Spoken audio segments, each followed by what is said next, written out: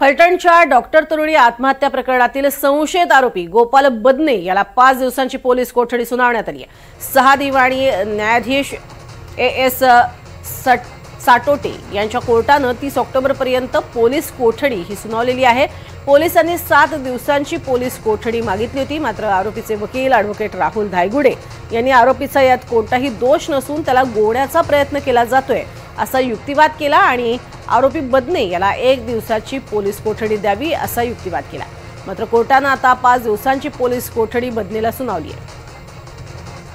सातारा महिला डॉक्टर आत्महत्या प्रकरणामध्ये बदनेचं नाव हे हातावरती लिहून ठेवलेलं होतं या महिला डॉक्टरनं आणि त्यामुळेच PSI बदने याला पकडण्यात आलेला आहे, मात्र त्याला गोवण्यात येतंय असा आरोप त्याच्या वकिलांचा आहे।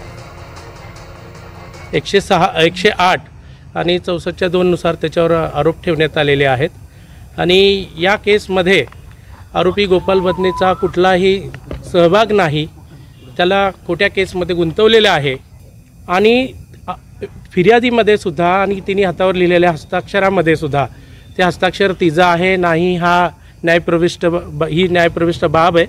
हस्ताक्षर तज्ज्ञाकडून रिपोर्ट आल्यावर किंवा तपासामध्ये त्याची सत्यता पडताळली जाईल।